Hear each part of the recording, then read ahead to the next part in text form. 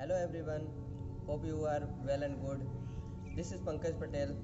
आज हम योगा के कुछ आसनास और प्राणायाम और एक बंद के बारे में डिस्कस करेंगे।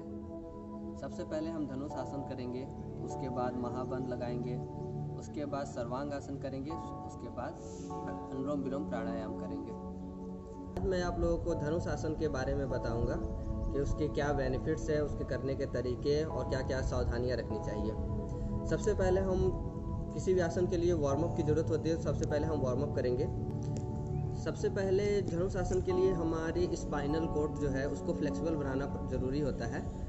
धनुष आसन के लिए हमारी स्पाइन की फ्लेक्सिबिलिटी बहुत अच्छी होनी चाहिए। इसके लिए हम वार्म अप करेंगे। वार्म अप में सबसे पहले क्या करेंगे,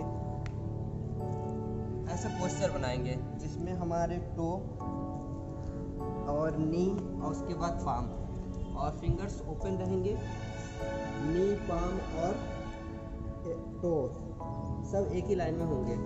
उसके बाद सांस को अंदर लेते हुए बॉडी को ऊपर की ओर स्ट्रेच करना है।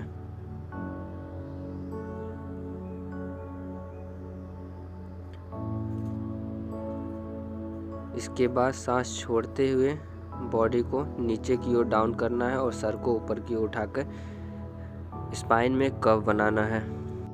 इसी प्रक्रिया को 3 से 4 बार करेंगे और अच्छी तरह से अपने स्पाइन को वार्म करेंगे ताकि फ्लेक्सिबिलिटी अच्छी हो जाए। ये फर्स्ट एक्सरसाइज है। इससे हमारी स्पाइनल में जो है अच्छा स्ट्रेच आ जाएगा और ये फ्लेक्सिबिलिटी के लिए बेहद ज़रूरी है। सेकेंड एक्सरसाइज जो है सेम स्पाइन के लिए ही हम वार्म अप करेंगे।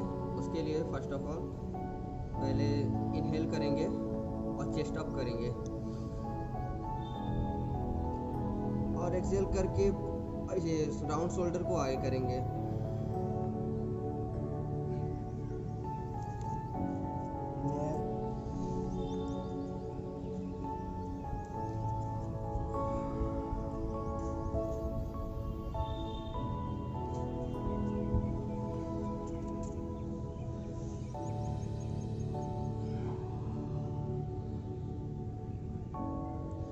एंड थर्ड एक्सरसाइज इज, इसमें हम क्या करेंगे कि पहले तो पूरे फेस की तरह इसमें लेट जाएंगे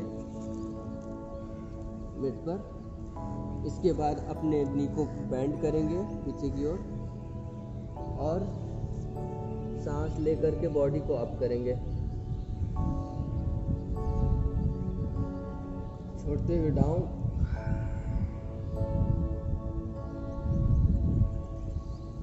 अप, डाउन,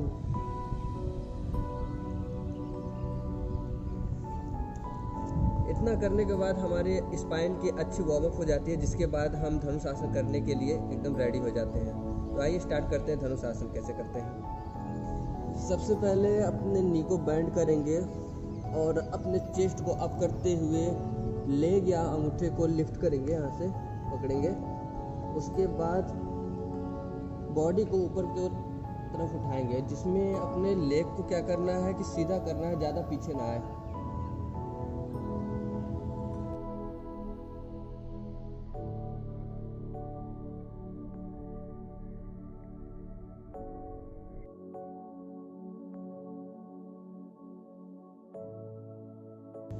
इसके बाद स्पाइन को फिर रिलैक्स करने के लिए बॉडी अप करेंगे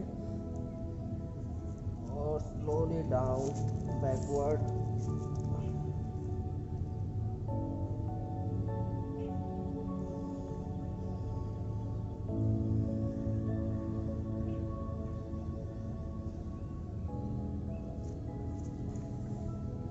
इससे क्या होता है, जब जैसे बॉडी पे स्पाइनल कॉर्ड पे स्ट्रेच होता है तो इससे रिलैक्स हो जाता है।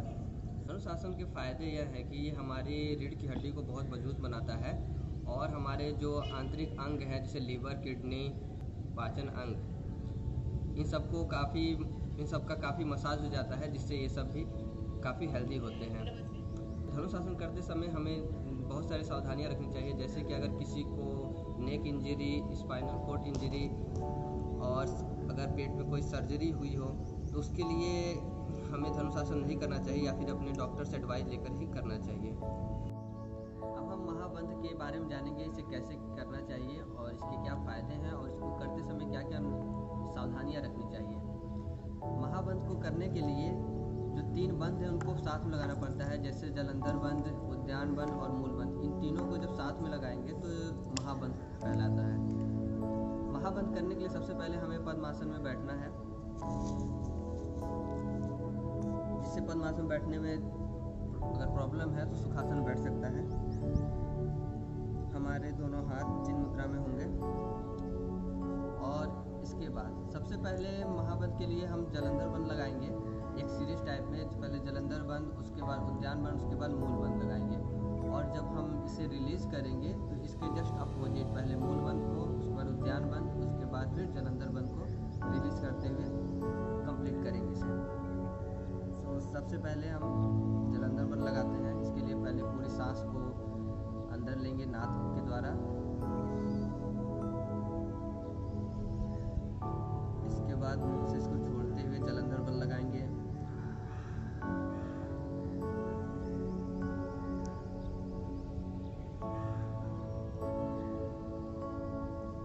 जलंधर बंध के बाद उद्यान बंध लगाएंगे, उसके बाद फिर मूल बंध।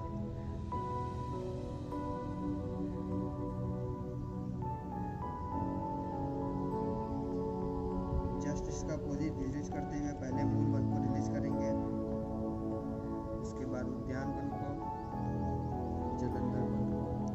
इसके बाद धीरे धीरे अपनी आंखें खोलें। महाबंध करने के बहुत सारे फायदे हैं जो कि जलंधर बंध, उद्यान बंध और मूल बंध में बताए जाते हैं। ये हमारे इंटेस्टाइन को मजबूत रखता है और ध्यान लगाने की एक प्रोसेस को बहुत अच्छी तरह से विकसित करता है। इसकी प्रिकॉशंस ये है कि जैसे हाई और लो बीपी और जिसकी स्टमक सर्जरी हुई है और प्रेगनेंसी जो महिलाएं हैं उन सब लोग को ये नहीं करनी चाहिए। अब बात ये आती है सर्वांग आसन की। इसके लिए हम सबसे पहले पीठ के बल लेट जाएं और अपने पैरों को धीरे धीरे ऊपर की ओर उठाएं और हाथों का सपोर्ट लेकर बॉडी को भी ऊपर की ओर उठाएं। इसके बाद हमारा पूरा वेट हमारे शोल्डर और गर्दन पे आना चाहिए। इसको 1 से 2 मिनट तक होल्ड रखना है ताकि हमारा जितना भी ब्लड का सर्कुलेशन है वो हमारे अपर बॉडी में आए। 1-2 मिनट के बाद इसको धीरे धीरे वापस अपनी पोजीशन में लाने के लिए पहले हलासन में आएंगे, उसके बाद बॉडी को नीचे रखेंगे, हाथों से सपोर्ट लेते हुए फिर पैरों को ज़मीन पे लाएंगे।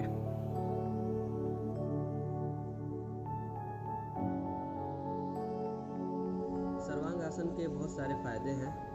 जब हम सर्वांग आसन लगाते हैं तो हमारे बॉडी का जो ब्लड सर्कुलेशन सिस्टम है वो अपोजिट डायरेक्शन में चलता है, जिससे कि बॉडी के अपर पार्ट में अच्छा ब्लड सर्कुलेशन होता है।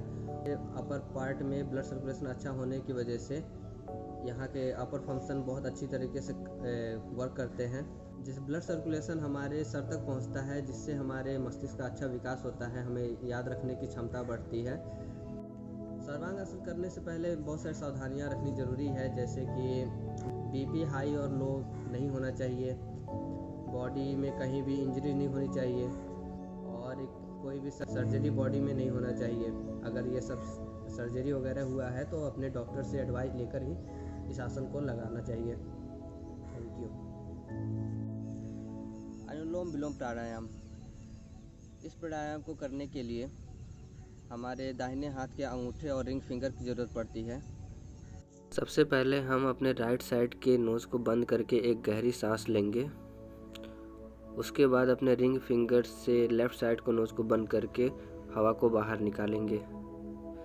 सेम यही प्रक्रिया धीरे धीरे हमें करनी है, कम से कम 5 से 10 मिनट, तब इसके बेनिफिट्स मिलते हैं रेगुलर करने पे। हमें इस बात का ध्यान रखना चाहिए कि हमें अपने नाक को ज़्यादा तेज़ी से नहीं दबा के रखना है और ना ही सांस को तेज़ी से लेना और छोड़ना है। हर चीज़ आराम से करनी है, एकदम ध्यान लगा करके।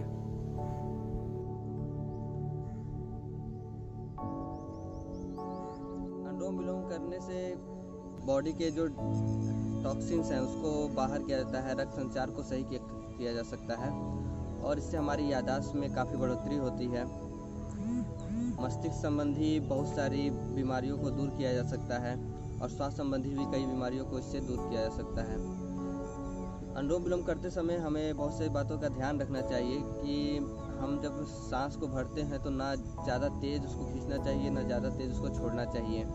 अगर सुबह हम करते हैं तो खाली पेट हमें करना चाहिए। अगर शाम में करते हैं तो खाना खाने के बाद कम से कम 2 घंटे का ब्रेक होना चाहिए, क्योंकि इससे पेट से कोई प्रभाव नहीं पड़ता है, क्योंकि सांस लेना है और छोड़ना है वो भी नॉर्मल तरीके से, तो इससे खाने पे ज़्यादा कोई फ़र्क नहीं पड़ता है। अनुलोम विलोम का नियमित प्राणायाम करने से बॉडी को बहुत तरीके से फ़ायदे मिलते हैं।